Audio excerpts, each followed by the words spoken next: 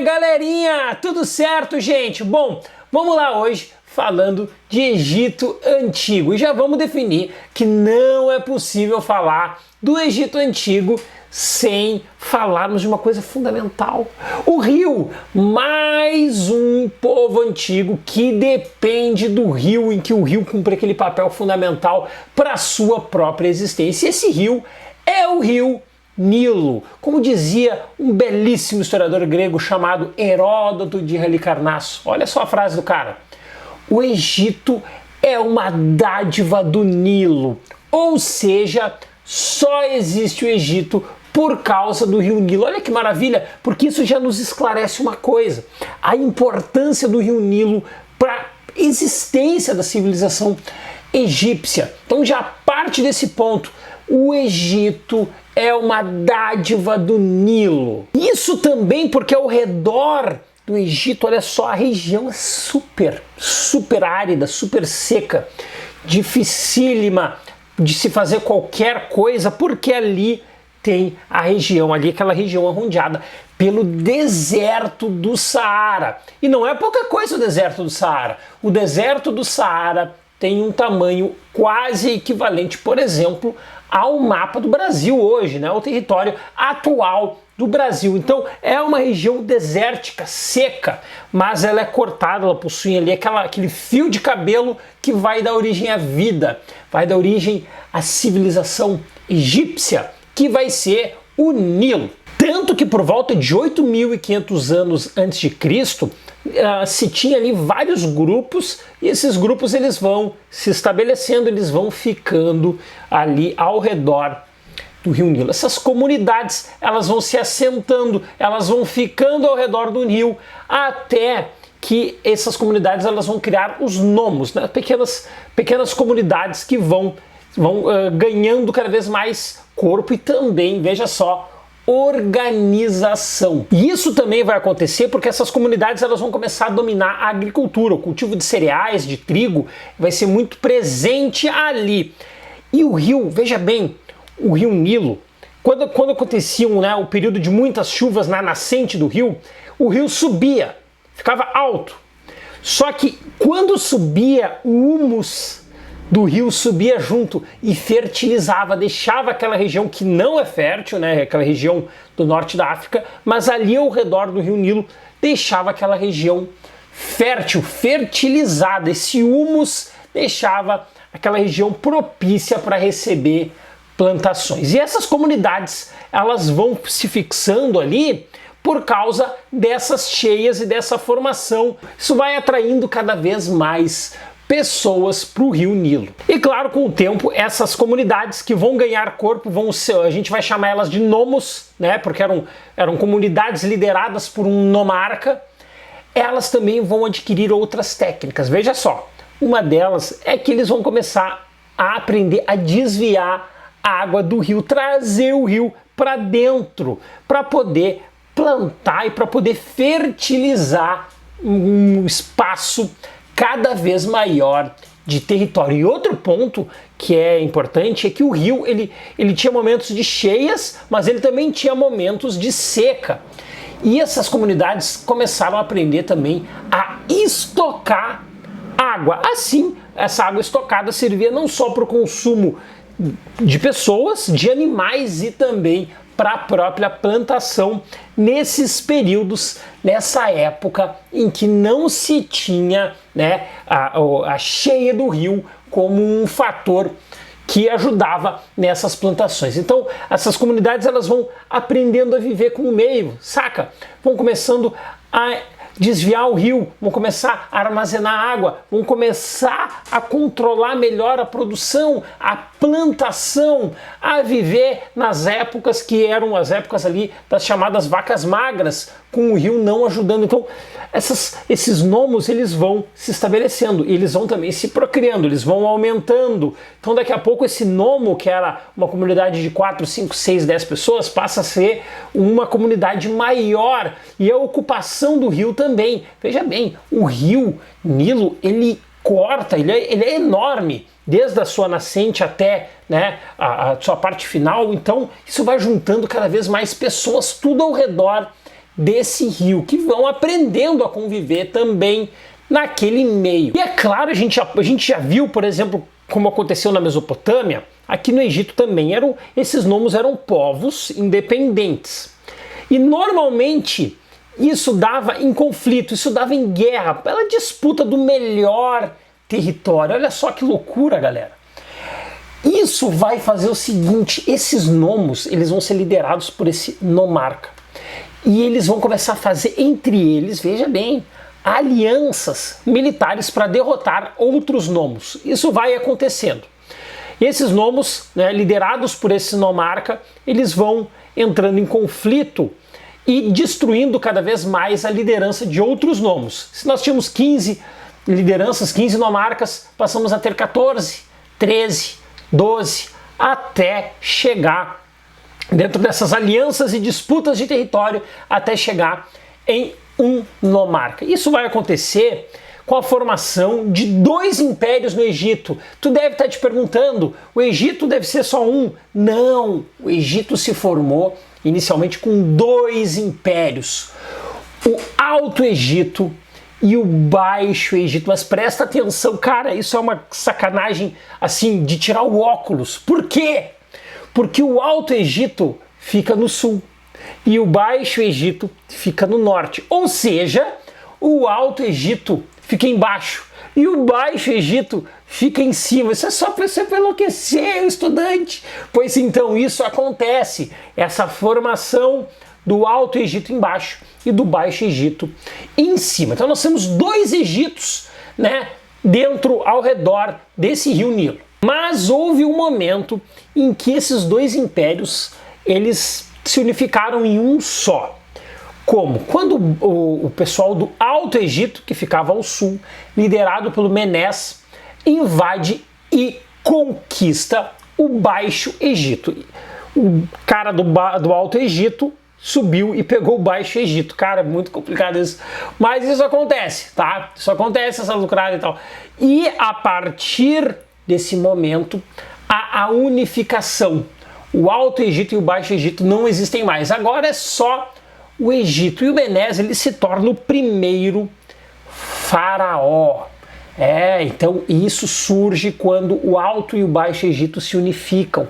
E ele se torna o primeiro faraó e inaugura a primeira dinastia. Isso é importante porque o faraó, ele é uma mistura de governante com Deus. Sempre essa mistura religiosa presente, tá, galera? Isso acontece aqui também. E aí iniciava essa primeira dinastia. E essa dinastia, ela vai ter como capital a cidade de Tinis, ali que vai ser a capital do Império Egípcio, que ele inaugura a partir da dinastia, da primeira dinastia do faraó Menés. E isso é importante porque a partir do Menés e essa unificação, a gente pode decretar que há o início dessa grande civilização egípcia que dura 3.000 anos.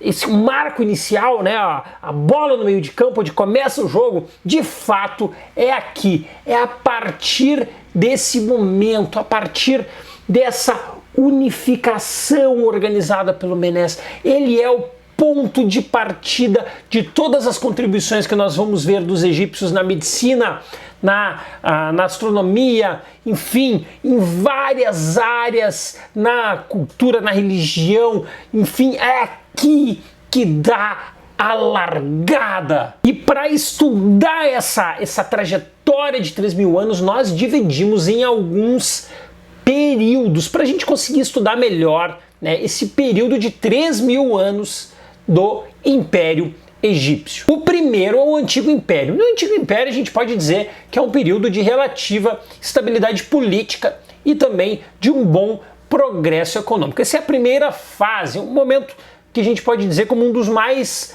áureos dessa trajetória do Império Egípcio. O segundo período já não é tão bom assim, é o período do Médio Império. Por quê? Porque, embora, por um lado, os egípcios eles tenham descido ao sul, eles tenham trocado uma boa relação comercial com a Núbia, inclusive conseguindo um bom material do ponto de vista, né, da conquista do ouro, né? Isso é importante da gente dizer. Por outro lado, né, do outro lado da moeda, é importante nós dizermos que dentro do próprio Egito começaram as agitações, começaram brigas internas, conflitos internos e às vezes até mesmo de disputa de poder. Isso enfraqueceu o império. Esse enfraquecimento ele vai facilitar com que um outro povo invada o Egito e conquiste o Egito. Esse povo nós chamamos eles de Hyksos. Os Hyksos eles invadem e controlam o Egito. Tanto que ficaram lá por aproximadamente 170 anos. 170 anos. Agora tá chovendo. Galera, tá chovendo aí, mas vamos tocar, tá? Não repara com barulho. Esse período de 170 anos controlado pelos Hyksos, ele termina no chamado Novo Império. Por que é importante nós falarmos dessa fase do Novo Império? Porque a partir do Novo Império há uma expulsão dos Hyksos, né? Novamente, né, a população egípcia toma o controle do Egito e há uma grande expansão territorial. Primeiro, né, com o fortalecimento militar, né? Quer dizer, agora, né, o Império Egípcio se arma e a partir disso eles conquistam o reino de Cush e além dessa conquista, né, dos Cuxitas, eles vão avançando ali para a Fenícia, eles vão avançando para a Mesopotâmia, eles conquistam o território da Mesopotâmia. Há um momento ali de de uma expansão, né, de uma certa forma, do Império do Egito e naquela região ao redor do próprio Império. Do ponto de vista da estrutura social, a gente deve dizer, né, eu vou ter que fazer o trocadilho. A gente vai ter que dizer que no Egito tinha uma pirâmide social, o que não é uma novidade em termos de Egito haver pirâmides. Mas dentro dessa pirâmide, o que a gente quer dizer é que a sociedade era estratificada, ou seja, os papéis eram muito bem definidos e era uma hierarquia desigual, né? Com uma elite e com uma população, né, que trabalhava ou era escravizada, e esse papel muito pouco mudava, ou seja, dificilmente a gente via ali alguém da base subir ou alguém, né, de cima descer, não era frequente, certo? Por isso estratificada. E o topo, claro, só podia ser ocupado pelo faraó. O faraó, e aí o faraó, ele tinha poderes de tudo que era ponta, galera. Primeiro, ele era considerado, né, o representante divino, o representante do Amon-Ra. Ele era um semideus, então ele não podia ser contrariado, porque isso poderia trazer insatisfação, né, por parte dos deuses. Isso legitimava ele, deixava o faraó numa posição quase que de intocável, certo? E junto com isso, ele era o proprietário de todas as terras.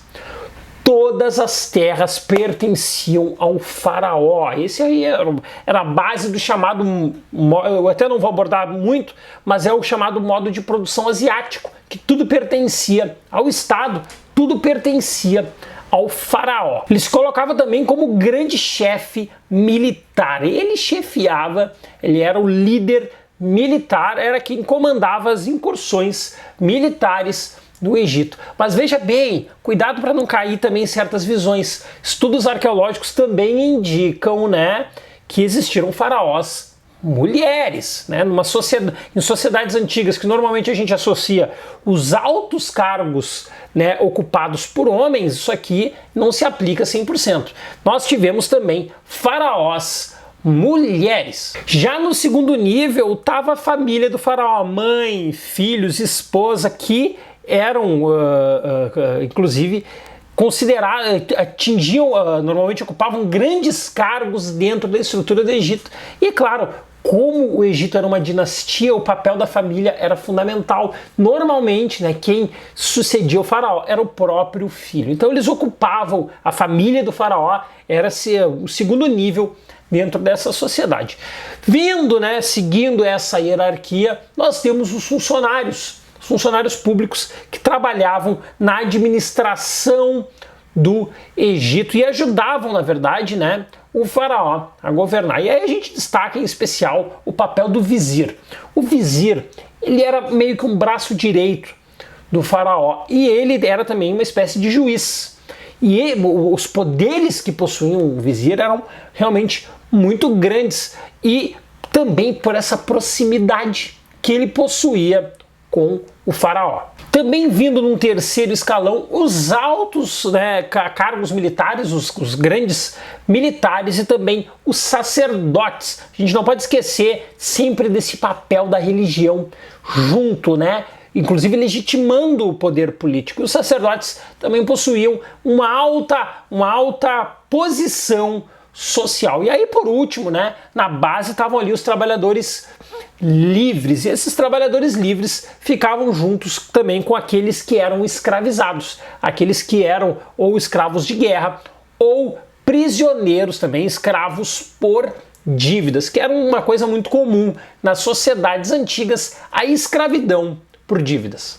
Na base da pirâmide mesmo ali, nós temos os camponeses. Nós chamamos os camponeses de felas. Anota isso aí. O felas, ele tinha como função, tinha como atuação ali, não fazer o plantio, claro, né? Afinal de contas ele era um camponês, e arar, ele tinha que plantar, ele tinha que colher, e ele recebia em troca uma miséria de pagamento. Era uma vida muito difícil do camponês. Preste muita atenção nisso.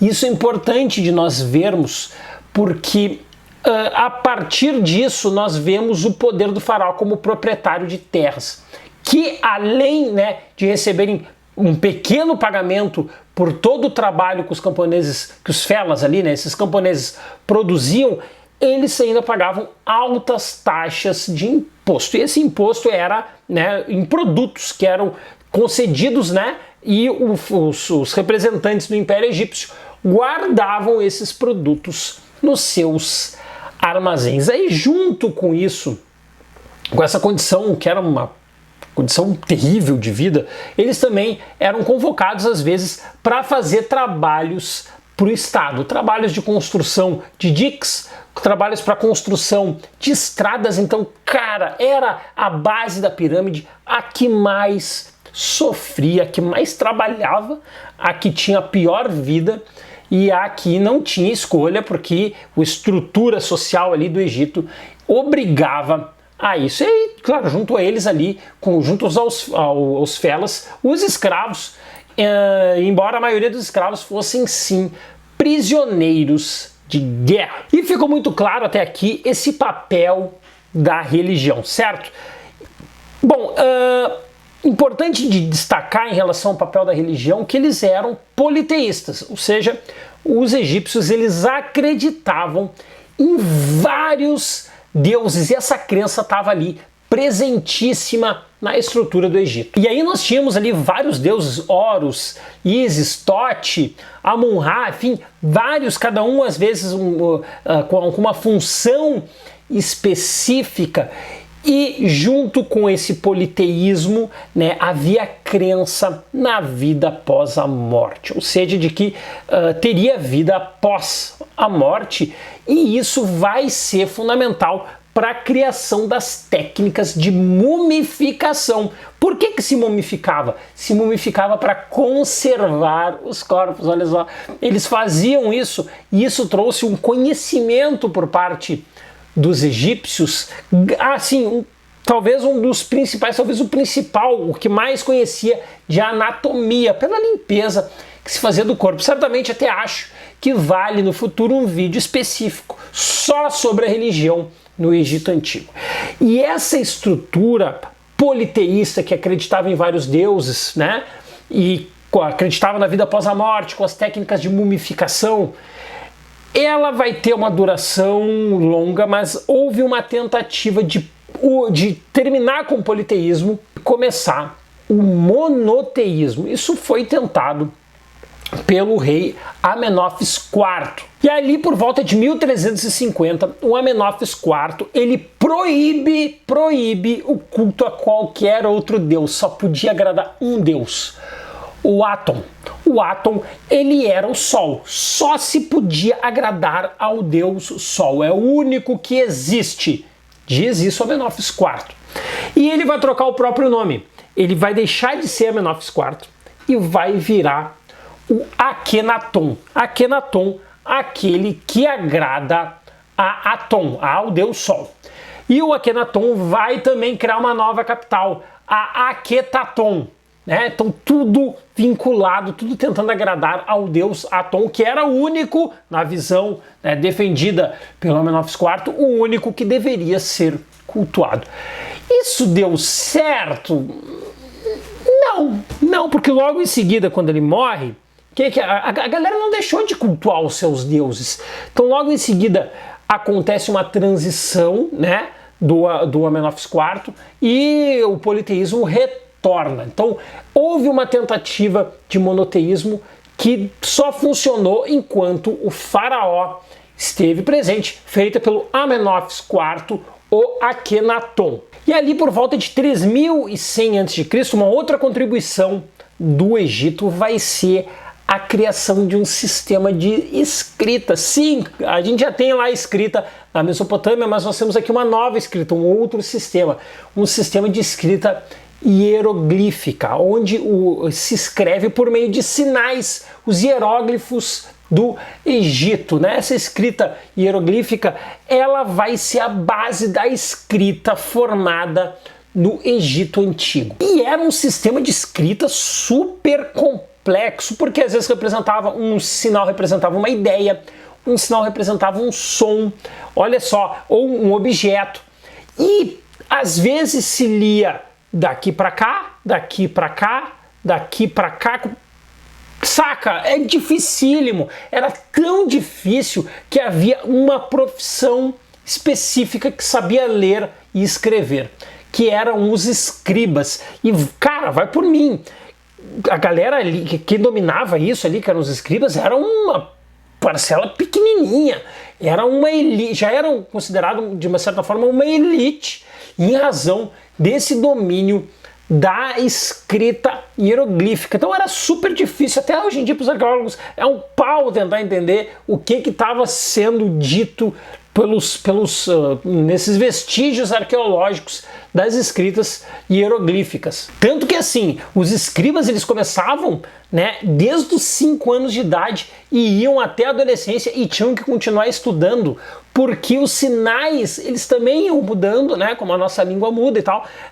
Também acontecia ali, né, essas mudanças, essas trocas de sinais. Então o escriba ele começava estudando bem pequeno, desde os 5 anos de idade, e não parava mais. Ele tinha que acompanhar as transformações da escrita e as transformações desses sinais. Se tem uma ideia, se chegou a ter mais ou menos 2.500 sinais. Imagina saber tudo isso, todos os significados dos sinais, que podiam ser som, podia ser imagem, podia ser, enfim, dificílimo.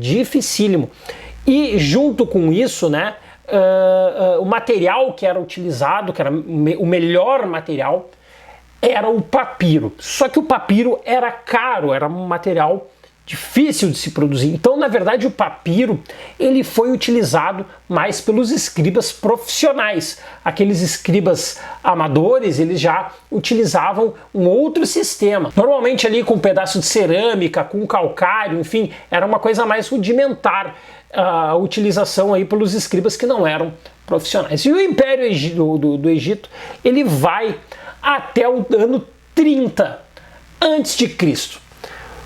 Como que acontece esse fim desse império? Quando na Batalha de Alexandria o Império Romano derrota, né, a Cleópatra e anexa o Egito. O Egito passa a ser uma das províncias do Império Romano, mas ali naquela época já do poderosíssimo Império Romano. Ele que termina essa trajetória do Império Egípcio. Certo, galera? Certo, galera? A aula de hoje é essa. Se ficou com alguma dúvida, comenta aqui embaixo. Eu tô aí respondendo todo mundo. Certo? Valeu! Tchau! Inscreva-se, deixe o teu joinha e ative as notificações.